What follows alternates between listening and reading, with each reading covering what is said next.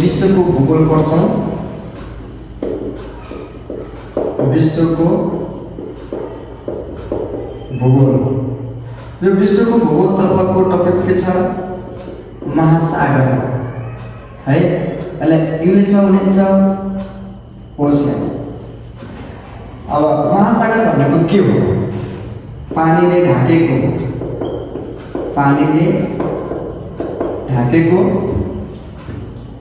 विशाल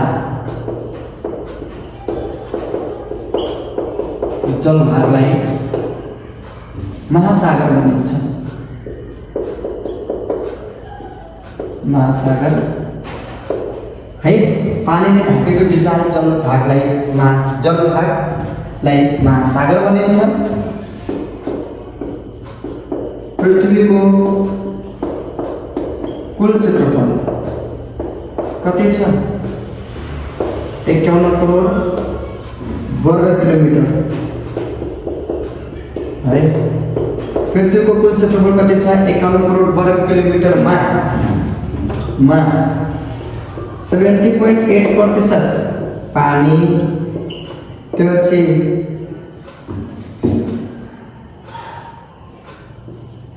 29.2% जमिनले ओगटेको छ। ठिक छ। पृथ्वीको कुल क्षेत्रफल कति छ? 51 करोड वर्ग किलोमिटर छ, जसमा 70.8% पानी र 29.2% जमिनले ओगटेको छ। महासागरको पानी कस्तो हुन्छ त? महासागरको पानी नुनिलो हुन्छ। ओके। महासागरको पानी कस्तो हुन्छ त? नुनिलो हुन्छ। त्यसपछि यो जति पानी छ 70.8% पानी मध्ये हेर है, 70.8% पानी मध्ये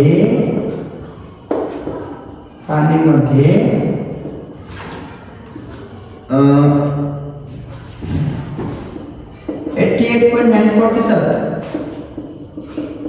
महासागरले ओगटेको छ र 11.1% कसले ल्याएको छ भनेपछि कोकोले नदी, ताल, तलैया र सागरले। ठीक छ। कोको त 70.8% जुन यो पानी छ नि, यसले 100% मानेर 88.9% महासागरले ल्याएको छ र 11.1%ले नदी, ताल, तलैया र सागरले लिएको छ। र पृथ्वीको कुल क्षेत्रफल कति छ त भनेपछि 51 करोड वर्ग किलोमिटर छ, जसमध्ये 70.8% जुन छ त्यसले पानीले ल्याएको छ र 29.2% कोले ल्याएको छ त? जमिनले ल्याएको छ। समुद्रको गहिराई कसको गहिराई? समुद्रको गहिराई नाप्ने यन्त्रलाई, उपकरणलाई। समुद्रको गहिराई नाप्ने उपकरणलाई के भनिन्छ? गहिराई नाप्ने उपकरणलाई फेदोमिटर भनिन्छ। कुन मिटर? फेदोमिटर भनिन्छ। समुद्रको गहिराई नाप्ने उपकरणलाई के भनिन्छ त? फेदोमिटर भनिन्छ। जस्तै समुद्रको गहिराई कुन एकाइमा नापिन्छ?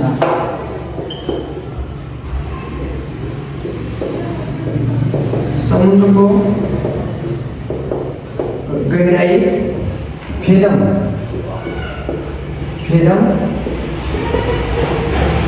एकाइमा नापिन्छ। समुद्रको गहिराई कुन एकाइमा नापिन्छ त? फेदम एकाइमा नापिन्छ।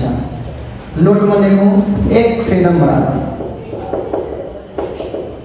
1 फेदम बराबर 6 फिट हुन्छ। कति फिट हुन्छ त?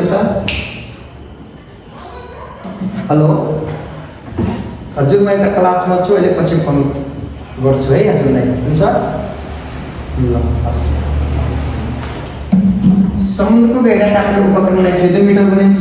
समुद्रको गहिराई फेदम एकाइमा नापिन्छ र 1 फेदम बराबर कति फिट हुन्छ त 6 फिट हुन्छ। समुद्रको गहिराई फैलावट आदि बारे समुद्रको गहिराई फैलावट आदि बारे अध्ययन गर्ने जुन शास्त्र हुन्छ त्यसलाई भनिन्छ कि ओशियनोग्राफी भनिन्छ। के भनिन्छ त ओशियनोग्राफी भनिन्छ। समुद्रको गहिराई फैलावट आदि बारे अध्ययन गर्ने शास्त्रलाई ओशियनोग्राफी भनिन्छ।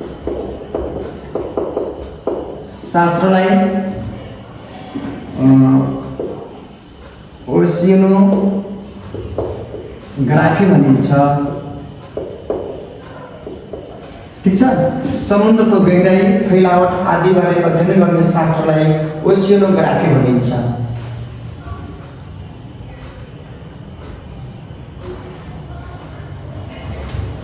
ठीक छ। समुद्रको गहिराई फैलावट आदि बारे अध्ययन गर्ने शास्त्रलाई ओशियनोग्राफी भनिन्छ। त्यस्तै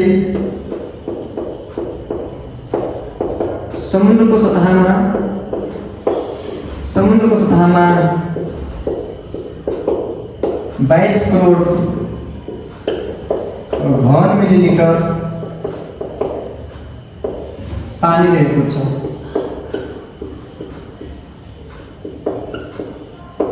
ओके, पृथ्वीको सतहमा कति घन मिलिलिटर पानी रहेको छ त भनेपछि पृथ्वीको सतहमा 22 करोड घन मिलिलिटर पानी रहेको छ। समुद्रको गहिराई फैलावट नाप्ने जुन अध्ययन गर्ने जुन शास्त्र हुन्छ त्यसलाई भनिन्छ कि ओशियनोग्राफी भनिन्छ। ठीक छ।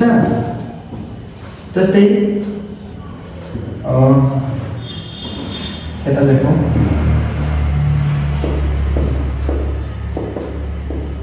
प्रत्येक वर्ष जुन 8 तारिखमा महासागर दिवस मनाइन्छ। महासागर दिवस मनाइन्छ भनिन्छ भने कि मनाइन्छ है। ठीक छ। प्रत्येक वर्ष जुन 8 तारिखमा महासागर दिवस मनाइन्छ। अझ म प्रशान्त महासागरको बारेमा केही जानकारी हजुरलाई गराउँदैछु है। प्रशान्त महासागर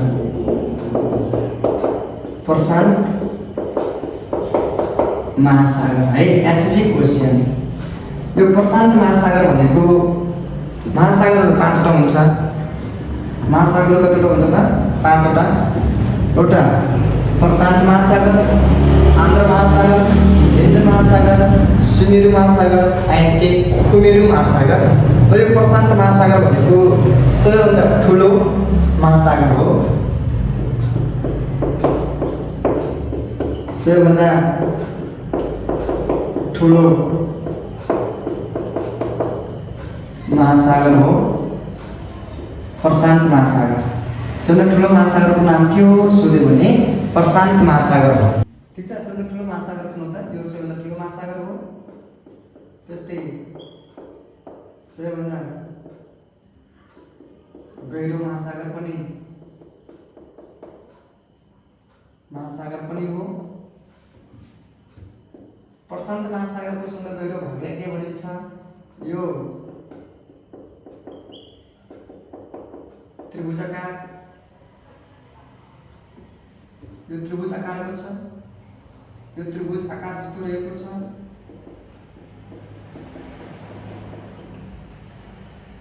यो त्रिभुज आकार जस्तो छ। त्यसपछि प्रशान्त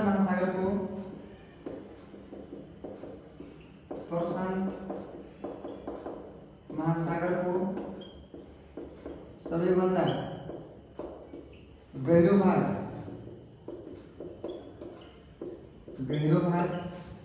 मारियाना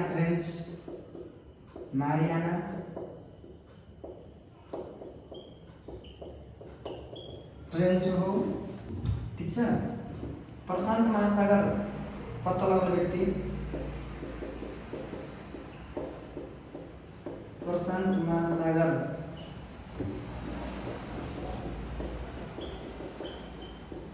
पत्ता लगाउने व्यक्ति स्पेनका नागरिक हुन्। स्पेनका नागरिक हुन्। वास्को डी पाल्मो स्पेनका वास्को डी पाल्मो स्पेन भाषामा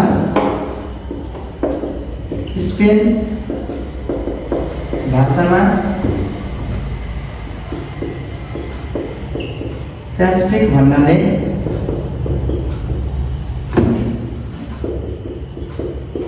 शान्त र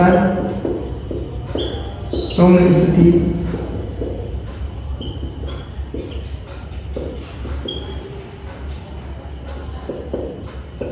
भनेर ठिक छ। स्पेन भाषामा पेसिफिक भन्नाले स्पेनिस भाषामा पेसिफिक भन्नाले शान्त र सौम्य स्थिति बुझिन्छ।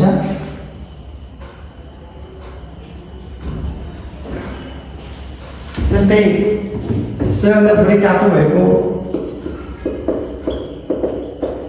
सबैभन्दा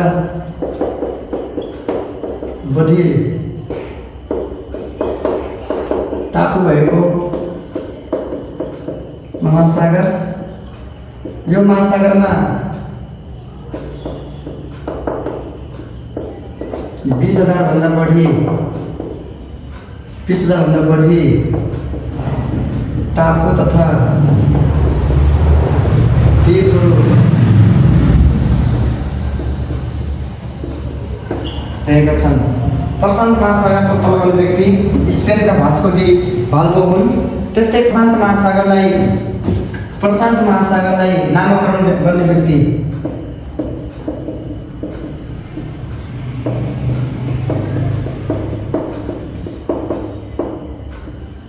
प्रशान्त महासागरलाई नामकरण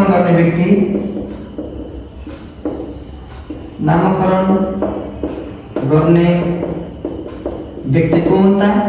स्पेनका अनुसन्धानकर्ता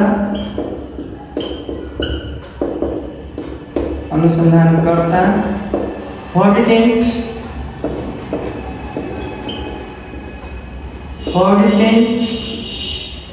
मैगलन को हुन् त? प्रशान्त महासागरलाई नामकरण गर्ने व्यक्ति स्पेनका फर्डिनेन्ड मैगलन हुन्। फर्डिनेन्ड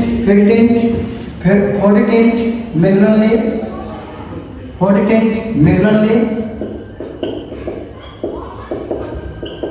प्रशान्त महासागरलाई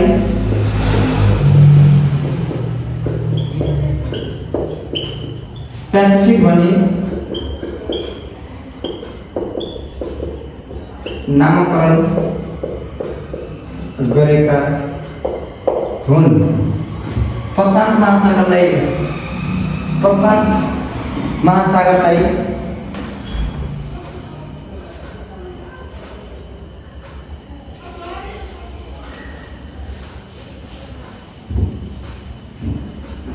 अर्को लेखन नोटमा शान्तिमय महासागरको उपनामले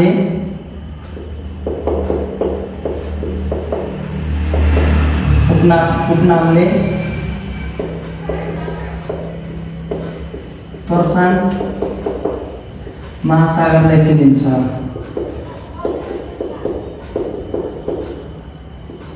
ओके।